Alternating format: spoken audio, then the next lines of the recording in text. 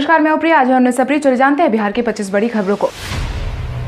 सोमवार से बिहार विधानसभा सचिवालय पहले की तरह होगा शुरू। लॉकडाउन के बीच केंद्र सरकार ने जरूरी गाइडलाइन को जारी करते हुए अर्थव्यवस्था को पटरी पर लाने के लिए साथ ही सरकारी कामकाज को सुचारू रूप से चलाने के लिए 20 तारीख से सरकारी कार्यालयों साथ ही अन्य जरूरी कामकाज को शुरू करने की पहल तेज की है, जिसके बाद अब सोमवार से बिहार विधानसभा सचिवालय पहले की तरह दोबारा से काम करना शुरू कर देगा। वहीं विधान परिषद में भी काम की शुरुआत हो जाएगी, जिसके लिए केंद्रीय गृह मंत्रालय ने कई गाइडलाइंस भी जारी कर दी है और सभी लोगों से सामाजिक दूरी बनाए रखने की अपील की है। उत्तर बिहार में बारिश और बर्फ गिरने से किसानों की फसल को हुई बर्बादी।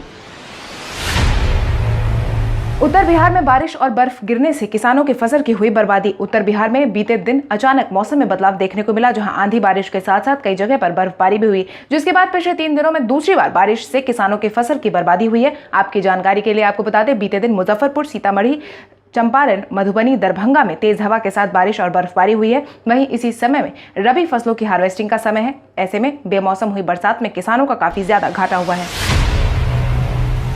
मुख्यमंत्री नीतीश कुमार ने बिहार के सभी जिलों में जलवायु के अनुसार खेती करवाने का जारी किया आदेश। मुख्यमंत्री नीतीश कुमार द्वारा बिहार के 8 जिलों में चल रही जलवायु के अनुसार खेती योजना काफी सफल साबित हो रही है। वहीं राज्य सरकार ने अब इसे सभी जिलों में लागू करवाने का फैसला जारी किया है। वहीं संस्थाओं में अंतर्राष्ट्रीय चावल अनुसंधान केंद्र और अंतर्राष्ट्रीय आलू अनुसंधान केंद्र ने योजना से जुड़ने की सहमति दे दी है। आपको बता दें, योजना में चयनित खेत में फसल की बुआई बिना जुताई के होती है, जिसके तहत 365 दिन खेतों में फसल रहने का दावा किया गया है। वहीं वैज्ञानिकों के सलाह मशवरे के बाद ही फसल का चयन किया जाएगा। सोशल डिस्टेंसिंग के साथ घर बुला सकेंगे मिस्त्री। कोरोना के बढ़ते असर के बीच अर्थव्यवस्था को पटरी पर लाने के लिए सरकार ने 20 तारीख से कुछ चीजों में रियायतें देने का ऐलान जारी किया है, जिसके तहत घरेलू कामकाज, एसी, टीवी, कूलर, पंखा, इन्वर्टर की मरम्मत के लिए लोग मिस्त्री को अब बुलवा सकेंगे, बशर्ते मिस्त्री के पास कंपनी का पास होना जरूरी होगा। इतना ही नहीं, कार्यस्थल पर काम करने वालों के लिए सैनिटाइजर और साफ सफाई का भी ख्याल रखने का आदेश जारी किया गया है, जिसकी जानकारी प्रमंडलीय आयुक्त संजय कुमार अग्रवाल ने हाल ही में बैठक के बाद दी है। घर बैठे बैठे खरीद सकते हैं ताजी मछली। राज्य में बंद के इस माहौल में सरकार ने लोगों को घर बैठे बैठे ताजी मछलियां मुहैया करवाने की व्यवस्था शुरू की है, जिसके लिए पशुपालन विभाग के अधीन मत्स्य निदेशालय ने इसके लिए एक मोबाइल ऐप बनाया है। खबरों की माने तो DOF AHT Bihar Google play store के माध्यम से इसे डाउनलोड किया जा सकता है, जिसके बाद मछली खरीदने वालों को अपना पंजीकरण करवाना होगा, जिसके बाद पटना समेत सभी जिलों में इन मछलियों की बिक्री की व्यवस्था की जाएगी।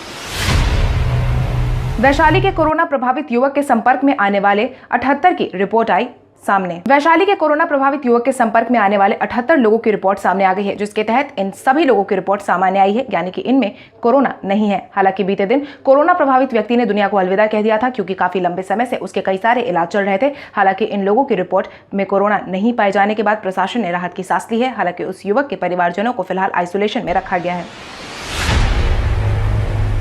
मुख्यमंत्री नीतीश कुमार ने जनता के नाम जारी किया संदेश। मुख्यमंत्री नीतीश कुमार ने हाल ही में जनता के नाम संदेश जारी किया है, जिसमें उन्होंने कहा है कि जैसा कि हम सब जानते हैं कि फिलहाल कोरोना का कोई इलाज नहीं है, ऐसे में सोशल डिस्टेंसिंग बचाव का एकमात्र उपाय है। इसलिए हर व्यक्ति का इस समय में सचेत रहना बेहद ही जरूरी है। इतना ही नहीं, अपने जारी किए गए संदेश में मुख्यमंत्री नीतीश कुमार ने बिहार के सभी राशन कार्ड धारियों से 1-1 हजार दिए जाने की बात भी कही है, जिसके तहत अब तक 94,85,000 कार्ड धारकों के खाते में राशि भेज दी गई है। इतना ही नहीं, सरकार ने यह भी साफ कर दिया है कि बाकी राशन कार्ड धारियों के पास भी राशि जल्द से जल्द भेज दी जाएगी। साथ ही सरकार ने यह भी साफ किया है कि जिन परिवारों के पास अभी राशन कार्ड नहीं है, उन लोगों की भी मदद जल्द से जल्द की जाएगी।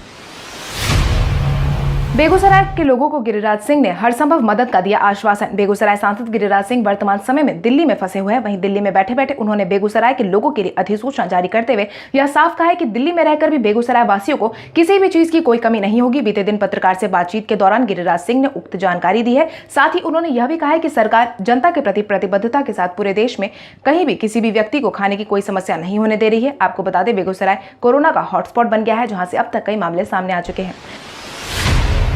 कोरोना की इस परीक्षा में मदद के लिए बिहार पुलिस सर्विस एसोसिएशन ने दान किए लाखों रुपए। कोरोना को लेकर पूरे देश में लॉकडाउन का माहौल है, वहीं ऐसे समय में पुलिस की जिम्मेवारी भी काफी ज्यादा बढ़ गई है। इसी बीच बिहार पुलिस एसोसिएशन ने शारीरिक तौर पर मदद के अलावा आर्थिक तौर पर मदद करते हुए मुख्यमंत्री राहत कोष में 8.51 लाख रुपए देने का दावा किया है। आपको बता दें, स्वास्थ्य कर्मियों के अलावा पुलिसकर्मी लगातार इस कोशिश में लगी है कि कोई भी लोग बेवजह बाहर ना निकले और सोशल डिस्टेंसिंग का खास ख्याल रखें, जिसके तहत ही बिहार के कई जिलों में कोरोना को रोकने में कारगर साबित हुआ है। बिहार में आने वाले समय में बदल सकता है मौसम का मिजाज। जहां एक तरफ बिहार में कोरोना ने आम नागरिकों की परेशानी बढ़ा रखी है, वहीं दूसरी तरफ मौसम का मिजाज भी बदलता दिखाई दे रहा है, जो कि किसानों के लिए एक बुरी खबर साबित हो सकती है। मौसम विभाग की माने तो बिहार में 20 और 21 अप्रैल को पटना समेत कई जिलों में बारिश हो सकती है। वहीं इसी बीच तेज धूप और धीमी हवा की वजह से गर्मी भी रह सकती है। वहीं बारिश के कारण को बताते हुए मौसम विभाग ने यह भी साफ किया है कि पूर्वी उत्तर प्रदेश और झारखंड के ऊपरी हिस्सों में सर्किल के क्षेत्र बन गई है, जिसमें 72 घंटों के अंदर बिहार में बारिश और धूल भरी आंधी चलने के आसार ज्यादा हो गए हैं। बिहार में कोरोना जांच और होगा तेज। बिहार में कोरोना जांच और ज्यादा तेजी से किया जाएगा, जिसकी जानकारी बिहार सरकार के स्वास्थ्य मंत्रालय ने हाल ही में जारी की है। स्वास्थ्य मंत्रालय की रिपोर्ट के अनुसार बिहार में 6240 कोरोना टेस्ट किट बिहार को पहले खेप में भेज दिए गए हैं। इसकी जांच से पहले ही अपेक्षा और तेज हो जाएगी। सिर्फ बिहार ही नहीं, केंद्र सरकार ने अन्य राज्यों को भी रैपिड टेस्ट किट मुहैया करवाई है, ताकि कोरोना की जांच को और तेजी से किया जा सके। ग्रामीण अर्थव्यवस्था सुदृढ़ करने के लिए होड़ में जुटी है नीतीश सरकार। कोरोना के कारण उत्पन्न हुई स्थिति के बाद अर्थव्यवस्था को पटरी पर लाने के लिए सरकार अब ग्रामीण क्षेत्रों में रोजगार सृजन पर जोर दे रही है। इसके लिए ग्रामीण विकास विभाग ने कई निर्णय भी लिए हैं। कृषि योजना, मनरेगा, इंदिरा आवास जैसी लाभकारी योजनाओं के लिए सैकड़ों करोड़ों राशि का भी आवंटन कर दिया गया है, जिसके बाद सरकार की योजना अनुसार 8.5 लाख घरों का निर्माण करवाने का काम सरकार शुरू कर रही है, जिसके लिए सरकार ने सभी जिलों को राशि का आवंटन भी कर दिया है। प्रशांत किशोर ने की लॉकडाउन के दौरान पूरे देश में बिहारियों के फंसे होने की बात। चुनावी रणनीतिकार प्रशांत किशोर ने बिहार के मुख्यमंत्री नीतीश कुमार पर टिप्पणी करते हुए यह कहा है कि देश भर में बिहार के लोग फंसे हैं और नीतीश कुमार जी लॉकडाउन की मर्यादा का पाठ पढ़ा रहे हैं। स्थानीय सरकारें कुछ कर भी नहीं रही है, लेकिन नीतीश जी ने संबंधित राज्यों में अब तक कोई बात नहीं कही है। प्रधानमंत्री नरेंद्र मोदी के साथ की गई बैठक में भी उन्होंने इस बात की चर्चा को करना जरूरी नहीं समझा। IMRI में हर दिन 800 सैंपल की होगी जांच। बिहार वासियों के लिए एक राहत भरी खबर सामने आई है, जिसके तहत RMRI ने हर दिन 800 सैंपल की जांच करने का ऐलान किया है। खबरों की माने तो स्वास्थ्य विभाग द्वारा राज्य में कोरोना के रोकथाम के लिए जांच में तेजी लाने के लिए RMRI ने एक और RT-PCR मशीन को लगाया गया है, जिससे अस्पताल की कोरोना जांच की क्षमता बढ़ गई है। इतना ही नहीं, सरकार ने डोर टू डोर स्क्रीनिंग और अधिक से अधिक लोगों की जाँच के लिए भी बड़ी तेजी से काम कर रही है, जिससे कि अब आम नागरिक को और ज्यादा सहूलियत होगी, जिसकी जानकारी बिहार के स्वास्थ्य मंत्री मंगल पांडे ने दी है और कहा कि राज्य में 10,000 सैंपल की जांच पूरी हो चुकी है, जिसकी जानकारी बिहार के स्वास्थ्य मंत्री मंगल पांडे ने दी है और कहा है कि जल्द से जल्द जितने बचे सैंपल्स हैं उनकी जांच करवाई जाएगी। बीपीएससी पास 96 अभ्यर्थी मेडिकल कॉलेज में बने सहायक प्राध्यापक। बिहार लोक सेवा आयोग की ओर से 2017 में मेडिकल कॉलेज में सहायक अध्यापक पद के लिए आयोजित की गई परीक्षा के परिणाम स्वरूप 96 अभ्यर्थियों को मेडिकल कॉलेज में सहायक प्राध्यापक का पद सौंप दिया गया है, जिसकी जानकारी राज्य सरकार द्वारा जारी की गई है। वहीं राज्य सरकार ने यह भी साफ कह दिया है कि पदस्थापित सहायक अध्यापकों की मूल कोटि का वेतन 67,700 से 1,64,800 का वेतन दिया जाएगा।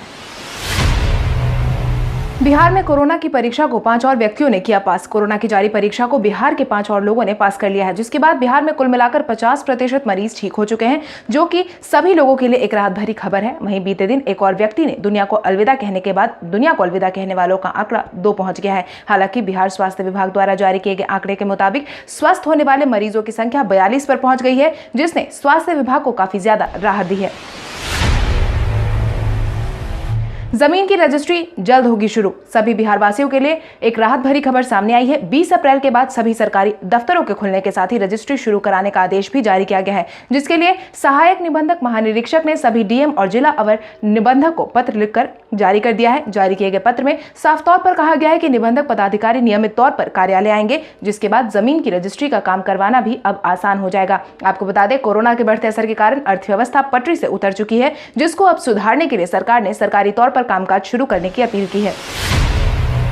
बिहार शिक्षा विभाग के सभी दफ्तरों में भी 20 अप्रैल से शुरू होगा काम। सभी सरकारी दफ्तरों की भांति बिहार शिक्षा विभाग के दफ्तरों को भी 20 अप्रैल से खोल दिया जाएगा, जिसके बाद शिक्षा विभाग में पहले की तरह ही काम की प्रक्रिया शुरू कर दी जाएगी, जिसकी जानकारी शिक्षा विभाग के एक अधिकारी ने देते हुए कहा है कि गृह मंत्रालय की संशोधित शेड्यूल की गाइडलाइंस के तहत 20 अप्रैल से ज्यादातर दफ्तरों में काम शुरू हो जाएगा। इतना ही नहीं, वरिष्ठ कर्मचारी को रोजाना दफ्तर पहुंचना होगा, जबकि जूनियर स्टाफ और संविदा वाले स्टाफ को 3 ग्रुप में बांटा जाएगा, जिसमें से एक ही ग्रुप के कर्मचारियों को दफ्तर पहुंचने की आवश्यकता होगी। इतना ही नहीं, सभी के सैनिटाइजेशन के काम पर भी खास ध्यान दिया जाएगा।